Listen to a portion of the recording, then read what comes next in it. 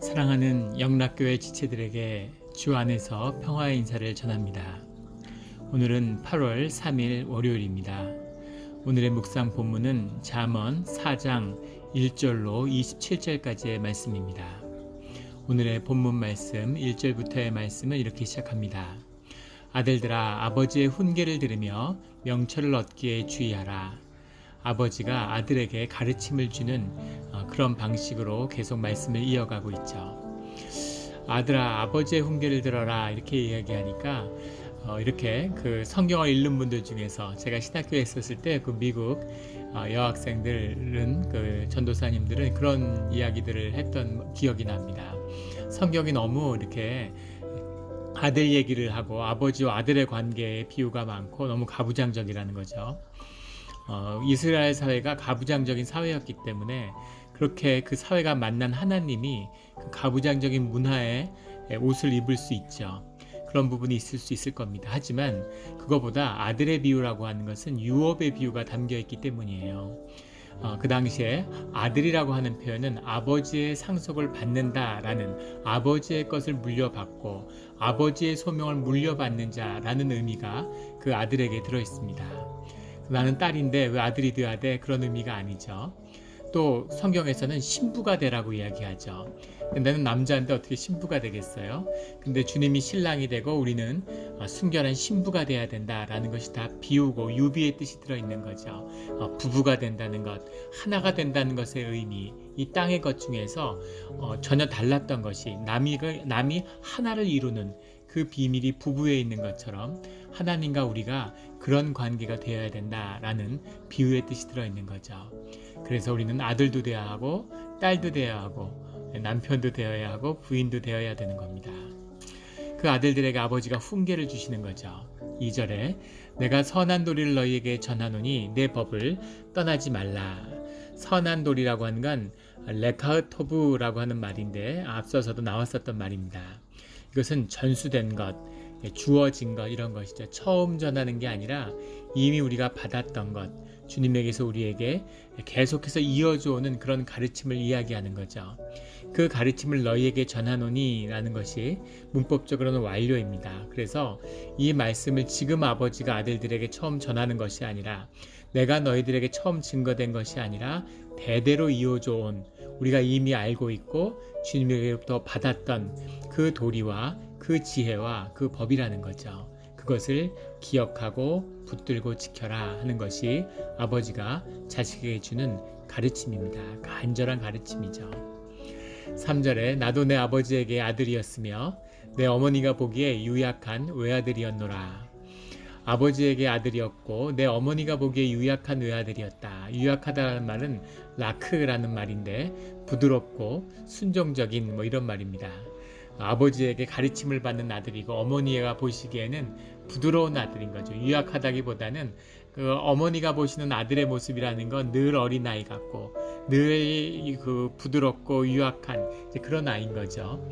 외아들이라는 것도 아들이 하나라는 의미가 아니라 모든 아들이 그 어머니에게 있어서는 외아들과 같은, 외아들이라는 것은 귀하고 고운 아들인 거죠. 그런 소중한 아들이라는 의미죠. 그 약하고 그 부드럽기 짝이 없는, 이렇게 연약한 애가 어떻게 세상에서 살아갈까, 이 험한 세상에서 살아갈까, 이런 눈으로 어머니가 자식을 바라보는 거죠. 그것이 아버지의 모습, 어머니의 모습으로 우리를 바라보는 주님의 모습입니다. 우리에게 엄한 가르침을 주시는 아버지의 모습이 있고 또 우리를 한없이 안타까워하는 그런 어머니의 마음이 둘 다 있는 거죠. 아버지가 특별히 아들에게 훈계를 한다는 의미에는 가르침의 비밀이 아버지에게 있다라는 뜻도 들어있습니다. 예전에도 몇 번 나눈 적이 있는데 가르침은 아버지의 것이죠. 옛날에 영국에서 한 심리학 실험을 한 적이 있는데 60년대부터 종단 연구라고 해서 사람들의 평생을 수천 명을 쭉 추적하는 연구입니다. 그런데 그 아이들 가운데 특별히 학업 성취도가 탁월한 아이들이 있는 거죠. 자라면서 그런 아이들을 보게 되죠. 그래서 그런 아이들은 뭐가 다른가, 다른 아이들하고는 어떤 점이 다른가 하는 차이점들을 쭉 추적해 본 거예요. 그것을 추적해 보다가 뭘 알게 됐냐면 그 아이들 공통점이 있는데 그 아이들이 전부 다 아버지가 집에서 아이들을 공부시키는 아이들이라는 걸 알게 된 겁니다. 아버지가 아이들을 공부시키는 아이들은 학업 성취가 탁월하다는 거죠. 이것이 아버지의 비밀입니다. 우리 동물의 왕국 이런 거 봐도 사자들이, 암사자들이, 엄마나 이모들이 그 새끼들을, 숫사자들을 1년, 2년을 키워도 사냥을 가리키지 못합니다. 대부분의 사냥을 암사자들이 하는데도 불구하고.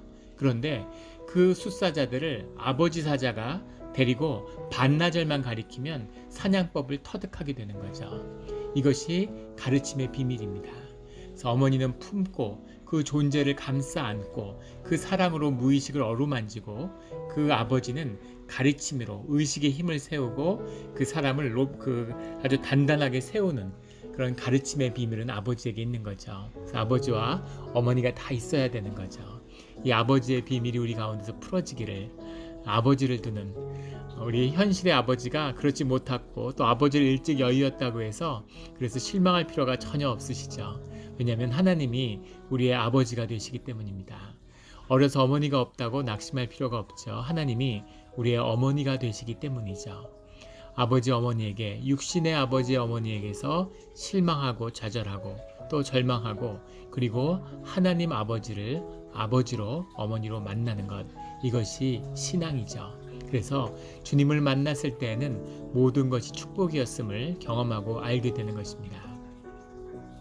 4절에 내게 가르쳐 이르기를 내 말을 내 마음에 두라 내 명령을 지키라 그리하면 살리라. 간절한 아버지의 마음이죠.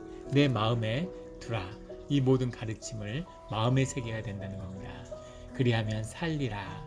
아버지의 절실한 가르침입니다. 5절에 지혜를 얻으며 명철을 얻으라. 내 입에 말을 잊지 말며 어기지 말라. 여기서 얻으며 얻으라 하는 말은 캐내라는 말인데 돈을 주고 산다는 말입니다. 구매라, 돈을 주고 사라, 이런 거죠. 우리의 시간과 노력과 정성과 마음을 대가로 치르고 꼭 지혜와 명철을 얻어라, 이런 거죠. 그래야 네가 산다라는 아버지의 간절한 가르침입니다.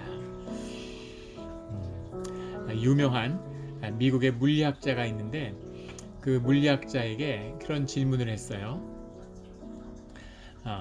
기자들이 만약에 지구가 멸망한 다음에 다음 세대에게 한마디만, 한 줄, 한 문장의 가르침만을 남길 수 있다고 한다면 우리 다음 세대, 문명이 완전히 멸절한 다음에 다음 문명에게 전해줄 한 줄의 말을 남기라고 하면 뭘 남기겠느냐? 라고 이렇게 질문을 받으니까 그 학자가 뭐라고 얘기하냐면 모든 만물은 원소로 이루어졌다 하는 한마디를, 한 문장을 남기겠다, 이렇게 얘기하더라고요. 다음 세대의 문장이 그 한 문장만 받으면 모든 것이 원자로 이루어져 있다라는 것만 알아도 수천 년의 세월을 절약할 수 있게 된다는 거죠. 그걸 들으면서 나한테 그걸 남기라고 하면 그러면 무슨 말을 남길까 하는 그런 도전이 됐습니다. 무슨 말을 남겨야 될까요? 무슨 말을 남기시겠습니까? 우리 성도님들은 지구가 멸망한다면 그 마지막 때 무슨 말을 다음 세대에게 남기겠습니까? 하나님이 계시니 하나님을 의지해라, 이런 말을 남기고 싶어요. 이것이 잠언에 담긴 지혜의 비밀일 겁니다. 하나님만 얻으면 모든 것이 해결되는 거죠. 그것이 시작이고 끝이라는 겁니다. 그 말씀이 7절에 나오는 지혜가 제일이니 지혜를 얻으라 라는 이 말씀이죠. 지혜가 제일이니 하는 제일이라는 말이 레시트라는 말인데 창세기 1장 1절에 나오는 말입니다. 태초에 라고 시작하는 태초가 바로 레시트죠. 지혜가 그 근본이고 시작이고 제일 중요한 거라는 거죠. 이 지혜라는 것은 우리 가운데, 우리의 시몬에 머무는 하나님의 임재입니다. 하나님이 인격이시지만은 하나님을 표현한다는 것, 하나님과 함께 한다는 게 자칫 하나님에 대한 잘못된 오해를 불러올 수 있죠. 그래서 유대인들은 하나님을 어떤 형상으로도 표현하지 않고 하나님이라는 이름 자체를 입에 담지도 않아요. 위대한 네 글자 이렇게 얘기하죠. 하나님의 이름을 입에도 담지 않는, 그것이 유대인들이 하나님을 만나는 비밀입니다. 그래서 하나님이라고 표현할 수 없기 때문에 하나님이 머무시는 하나님의 임재, 그것을 경험하는 우리의 시몬, 그것을 지혜라고 표현하는 거죠. 그 지혜가 작동하는 우리의 지혜, 이것이 명철이라고 구분을 짓는 겁니다. 그 지혜가 제일이라는 거죠. 시작이고 가장 소중한 것이라는 겁니다. 그 말씀이 8절에 나오는 그를 높이라 그리하면 그가 너를 높이 들리라. 만일 그를 품으면 그가 너를 영화롭게 하리라. 그를 품으면 이런 것은 사람이 끌어안다 이런 말인데, 그 지혜를 끌어안는다. 지혜를 끌어안을 수 없겠지만 그것이 가지는 인격적인 성격을 비유로 표현하는 거죠. 그것을 만나서 그것과 하나가 되면 너가 영화롭게 된다라는 겁니다. 사람이 영화로워진다는 것, 그 존재가 자라나고 존재가 꽃피워지는 거죠. 이 비밀이 지혜에 있습니다. 이 비밀이 주님의 임재 가운데 있는 거죠. 사람이 어떻게 귀해질 수 있겠어요? 사람의 존재가 어떻게 귀함을 받고 귀해질 수 있겠습니까? 사람은 존귀하게 만들어지고 주님의 형상이기 때문에 다 귀해지고 싶은 거죠. 그런데 마귀한테 속아서 사람들한테 높임을 받으려고 그러고, 무슨 좋은 옷을 입고 좋은 차를 타고 좋은 집에 살고 뭐 좋은 보석을 걸치고 이러면 귀해지는 줄 알고 인생을 귀한 걸 내다 버리고 거짓과 헛된 것을 내 몸에 걸치는 겁니다. 그 거짓을 만나는 순간을, 그 거짓의 진실을 마주하는 걸 허무라고 얘기하죠. 삶 가운데 허무밖에 남지 않고 인생을 낭비하는 것, 이것이 세상의 속은 자들의 삶입니다. 주님과 함께 머무는 자만이, 주님과 함께 할 때만이 우리 존재가 귀하고 우리의 존재가 영화로워지는 거죠. 이제 제가 뉴욕에서 처음 이민교회를 다닐 때 거기에 그런 집사님들 계셨습니다. 근데 정말 고생하고 힘들게 사시는 분들이었는데 그때 제가 이 영화로움의 비밀을 만났어요. 아, 사람의 존재가 귀하게 되는 게 있구나. 무엇을 입고 무엇을 걸치고 무슨 일을 해서가 아니라 그 사람이 귀한 거구나. 그 존재 자체가 자라나고 그 존재가 귀한 사람이 되는구나 하는 것을 경험했습니다. 그리고 그때 그 길을 본 것이죠. 아, 이것이 존귀함의 길이구나 라는 것을 깨달았습니다. 이것이 주님과 함께하는 길이고 주님을 따라가는 길의 비밀이죠. 9절에 그가 아름다운 관을 내 머리에 두겠고 영화로운 면류관을 내게 주리라 하셨느니라. 아름다운 관과 면류관이라는 것은 주님이 주시는 상이죠. 보상입니다. 우리의 삶과 광야에서의 삶이 끝날 때 주님이 우리에게 아름다운 면류관을 우리에게 상으로 주신다는 거죠. 얼마나 감사합니까? 주님이 아름다운 관을, 면류관을 주시지 않는다고 해도 예수님을 다시 따라 나설 것 같아요. 삶의 그 길로 주님을 만났던 그 순간으로 돌아가면 주님을 너무 감사하고 너무 행복한 일이 많았기 때문에 감사함으로 주님을 다시 따라 나설 것 같습니다. 아름다운 관, 면류관을 주시지 않더라도, 근데 주님은, 성경은 분명히 우리에게 증거합니다. 그 끝에는 아름다운 관과 면류관이 우리를 기다리고 있다는 거죠. 그 아름다운 관을, 면류관을 꼭 받으시는 우리 성도님들이 되시기를 주의 이름으로 축원합니다. 12절에 지혜를 가진 자들은 다닐 때 내 걸음이 공고하지 아니하겠고 달려갈 때 실족하지 아니하리라. 공고하다는 말이 예체르라는 말인데 속박입니다. 성경에서 가장 노예라고 하는 것이 속박이죠. 구속, 속박, 멍에, 이것을 벗는 것, 이 반대편에 서 있는 것이 형통입니다. 자유한 것이죠. 주님이 우리를 인도하시는 길은 자유한 길이에요. 이 형통의 길이라는 건 모든 굴레를 벗어버리고 그 굴레를 끊고 자유한 길을 가는 겁니다.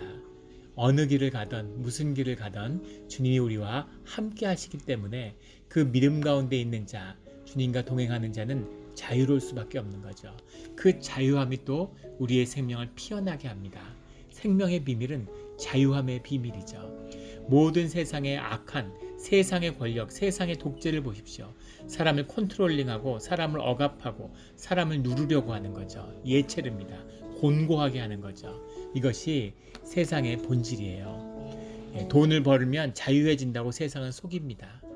돈을 아무리 하늘같이 쌓아놔도 돈의 노예가 되고 돈이 굴레가 돼서 자유하지 못하는 거죠. 돈을 물쓰듯 쓸 수 있는데 돈을 못 쓰는 거예요. 돈이 내게 아니기 때문인 것이죠. 내 것이 아니라 내가 돈의 것이니까 내가 돈을 못 쓰고 돈의 컨트롤을 받는 것, 이것이 세상의 돈의 비밀입니다. 그런데 주의 자녀가 돈을 갖게 되면 그 돈을 다스리는 권세가 있는 거죠. 돈에게서 자유한 겁니다. 돈이 굴레가 되지 않기 때문에 돈을 능력껏 자유롭게 쓸 수 있는 누리는 권세가 생기는 것, 이것이 형통의 비밀이죠. 늘 공고하지 않고 형통한 주의 자녀가 되시기를 주의 이름으로 축원합니다. 14절부터는 사악한 자의 길에 들어가지 말며 악인의 길로 다니지 말지어다. 악인이라는 건 라임이라는 말로 앞에 여러 번 나왔었죠. 사악한 자라는 말은 레사임이라는 말인데, 이 사악한 자는 악인과는 또 다른 것입니다. 악인이라는 건 그 존재가 악한 거예요. 우리 모두가 사실은 악인이죠. 근데 주님의 은혜로 구속함을 받고 속사람의 길을 가고 있는 겁니다. 레사임은 단순히 악한 게 아니라 습관적이고 고의적으로 의식적으로 악을 행하는 자들이 있다는 거죠. 그 삶의 목표와 소명이 악에 있는 자들이, 악에 붙들림을 받은 자들이 있다는 겁니다. 이런 자들은 습관적으로 악을 행해요. 악을 행하고 또 악을 행해야 되는 거죠. 이런 자들의 길에 들어가지 말라.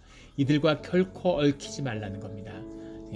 물과 잉크가 그 커다란 양동이에 들어있는 몇 리터짜리 그 물통 하나에 잉크가 한 방울만 들어가도 그 모든 것이 다 오염돼 버리죠. 그걸 씻어내기 위해서는 그 물량의 수십 배의 물이 든다고 합니다. 희석시키기 위해서는. 그것이 악이죠. 그래서 악을 대하는 가장 좋은 방법은 악을 멀리하는 겁니다. 악과 싸우면 지는 거예요. 악은 같이 겨뤄보자고 얘기하죠. 다퉈보자고 얘기하죠. 하지만 다투면 지는 겁니다. 악은 똥과 같은 것이죠. 똥이 더럽고 기분 나쁘다고 똥을 짓밟으면, 그러면 짓밟은 사람이 지는 거죠. 똥을 짓밟아서 뭐 하겠습니까? 그 피해가 온전히 자신의 것이 되는데, 그래서 악을 싸워서는 안 되는 겁니다. 악으로부터 나를 지키면 내가 승리한 거죠. 악한 길로 가서는 안 되는 거예요. 그리고 그 악과 우리를 당기는 내 안에 악이 있다는 걸 항상 잊어서는 안 되는 거죠. 그래서 악에 끌리고 악과 맞서고 악과 싸우는 거죠. 악과 싸우면 지는 겁니다. 명심하시고 늘 악한 자의 모양도 취하지 않는 우리 모두가 되기를 주의 이름으로 축원합니다. 17절에 악한 악당들은 불의의 떡을 먹으며 강포의 숲을 마심이니라. 불의의 떡과 강포의 술이라고 하는 것은 불의의 상징이죠. 삶의 방편으로 불의를 행하는 그것이 불의의 떡, 강포의 술이라는 표현입니다. 그런데 재밌는 것은 불의의 떡을 먹으며 라는 것은 완료형인데 술을 마심이니라, 이건 미완료형으로 되어 있어요. 무슨 말이냐면 떡은 이미 먹었고 그 떡을 소화시키기 위해서 강포의 술을 마신다는 거죠. 불의의 열매를 먹었기 때문에 그것을 소화시키기 위해서 강포를 행한다는 겁니다. 그래서 늘 불의와 폭력은 동전의 양면이죠. 그 둘이 같이 손잡고 다니는 겁니다. 좋지 않은 뜻을 세우기 위해서는 늘 폭력적인 방법이 수반되게 되는 거죠. 그래서 악이 악을 부르고 악한 행동이 더 큰 악을 쌓는 것, 이것이 악의 길입니다. 반면에 18절에 의인의 길은 돋는 햇살 같아서 크게 빛나 한낮의 광명에 이르거니와, 떠오르는 빛처럼 그렇게 밝은 곳에 임하고 그것이 한낮의 광명, 가장 밝은 길로 인도한다는 거죠. 그래서 주님의 지혜를, 주님을 시작한 자, 주님의 이름으로 시작한 자는 그 시작도 좋지만 그 끝은 더 좋다는 겁니다. 이것이 대낮의 광명에 이르는, 어둠은 항상 악의 편이죠. 범죄는 어두울 때 이루어지고 무엇을 감추려고 하고, 근데 모든 것이 드러난 정직한 자리, 광명의 자리로 시작된 자들은 한낮의 광명을 더 빛나고 빛이 나는 그런 자리로 서게 된다는 거죠. 우리가 깨끗한 반사체가 되어서 주님의 빛을 세상에 비추는 그런 사건들이, 그런 일들이, 그런 영광이 나타나기를 주의 이름으로 축원합니다. 23절에 모든 지킬 만한 것 중에 더욱 내 마음을 지키라. 생명의 근원이 이에서 나임이라. 생명의 근원이라는 건 우리의 심령, 시몬의 세계에 있는 거죠. 그것이 생명의 비밀입니다. 주님이 왜 우리를 이렇게까지 복잡하게 만드셨겠어요? 우리 뇌가 이게 그 학자들은 도저히 이것을 풀지 못하죠. 이 신비를. 우리 뇌 구조가 우주보다 더 복잡하다 그러죠. 그래서 왜 이렇게까지 과일 따먹고 사냥 다니고 돌칼 들고 다니던 그런 인간들에게 하나님이 왜 이렇게까지 복잡한 머리를 만드셨을까 하는 거죠. 왜 인간은 감각하고 느낄 수도 없는 뭐 5차원, 10차원, 13차원 이런 세상을 수학적인 언어로 사유할 수 있고 그 우주의 신비 같은 거를 머리의 사고 실험으로 깨달을 수 있는 이런 두뇌를 왜 줬을까? 이것을 진화의 산물이라고 얘기하는 사람들은 어리석음의 극치입니다. 어떤 학자는 그런 비유를 들더라고요. 그런 가능성이 제로라고는 얘기할 수 없겠지만 사람이 진화해서 200만 년 만에 이런 존재가 되었다는 건 마치 쓰레기통에 폭풍우가 불었고 나니까 우연히 슈퍼컴퓨터가 조립됐다라는 말처럼이나 허무맹랑한 것이다. 이런 비유를 들었는데 적절한 비유라고 생각합니다. 왜 인간은 이렇게까지 복잡한 그런 두뇌를 갖게 됐을까? 왜 그랬을까요? 우리 가운데 영을 담아야 하기 때문인 거죠. 우주의 신비가 필요한 겁니다. 이 영이 우리의 심령 가운데 있는 거죠.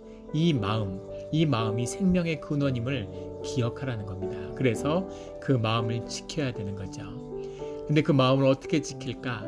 24절에 구부러진 말을 내 입에서 버리며 삐뚤어진 말을 내 입술에서 멀리하라.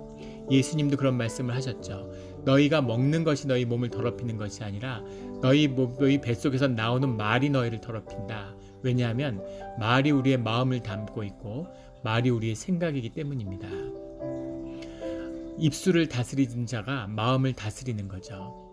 그것이 마음을 다스리고 지키는 방편이에요. 이것을 붙들어야 합니다. 그래서 주님의 자녀들은, 믿는 자들은 이 입술을 지킬 수 있어야 돼요. 아무 얘기나 하고 아무 색이나 뜬 소문 같은 걸 전하고 그러면 안 됩니다. 그것이 우리의 존재를 더럽히고 하나님에서 우리를 떨어지게 하는 거예요. 그 입술이 영을 담고 있기 때문에, 그 말이 영의 권세를 담고 있기 때문에 말의 권세가 있습니다. 우리가 말하는 대로 우리의 삶이 이루어지고 말하는 대로 삶이 흘러가는 거죠. 한 번 입에서 나간 말은 절대 소멸되지 않습니다. 공기의 매질을 타고 세상을 떠돌면서 결국은 그 삶이 나를 묻고 내게 돌아오게 되어 있는 거죠. 그래서 주의 자녀들은 절대로 입술을 다스려야 합니다.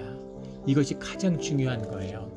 하나님을 믿는 마음이 있고 절실한 마음이 있는데 습관적으로 입술을 다스리지 못해서 입술을 악의 권세에 내어준 사람을 수없이 봅니다. 입술을 다스리고, 그래서 침묵이 필요하고 침묵의 기도와 말씀이 필요한 것이죠. 입술을 다스려야 됩니다. 저희 아이들 엄마가 어렸을 때 아이들이 욕 같은 걸 하면 이 손바닥으로 입술을 탁 때렸어요. 입술이 그것을 기억하게 하기 위한 것이라는 거죠. 근데 그 좋은 방법이라는 생각이 들었습니다. 저도 그걸 써서 제가 말을 실수를 하고 저녁 때 묵상을 하면 매일 말 실수를 하죠. 말을 안 하는 게 제일 좋은데 말을 하다 보면 실수를 합니다. 그러면 그 말을 기억하면서 주님께 회개하고 손바닥으로 입술을 그걸 탁 쳐요. 기억이 나면. 그렇게 입술을 징계한다기보다는 경계하는 것이죠. 그렇게 혀를 다스리는 훈련이 있어야, 입술을 다스리는 훈련이 있어야 마음을 지킬 수 있습니다. 주님의 안에서 생각이라는 건 폭포수처럼 흘러 들어왔다가 흘러가는 겁니다. 묵상 기도를 하고 침묵 기도를 해보신 분들은 알 겁니다. 우리가 생각을 다스릴 수 없어요. 생각이라는 건 흘러와서 흘러가는 겁니다. 그런데 그 생각으로부터 마음을 지켜야 되는 거죠. 그 생각의 마음을 빼앗기면 안 됩니다. 나쁜 생각이 들어왔는데 그 생각이 나를 사로잡도록 내 마음을 열어서는 안 되는 거죠. 그 마음을 지키는 방법 중에 중요한 것이 침묵입니다. 그 침묵으로 그 마음을 지키고 생각이 흘러가는 것을 그냥 두는 거죠. let it be 하는 거죠. 그래서 머리에 들어오는 생각을 아무 정말 생각 없이 입술로 내보내고 떠들고 이러면 악한 자들의 길에 들어서게 되는 거죠. 늘 입술을 지키는 우리 모두가 되기를, 마음을 지키는 자들이 되기를 주의 이름으로 축원합니다. 26절에 내 발이 행할 길을 평탄하게 하며 내 모든 길을 든든히 하라. 평탄하게 한다는 말이 팔레스라는 말인데, 팔레스라는 말은 헤아리다는 말도 있고 예비하다 이런 말도 있습니다.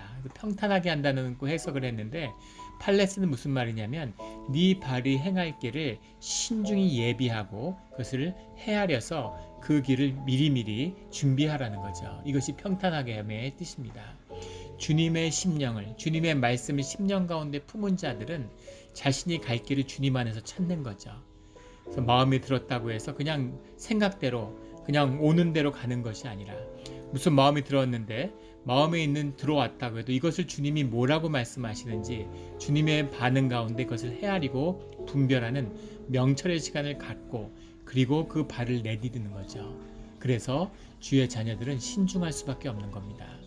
내 마음대로면 뭐든지 할 수 있겠죠.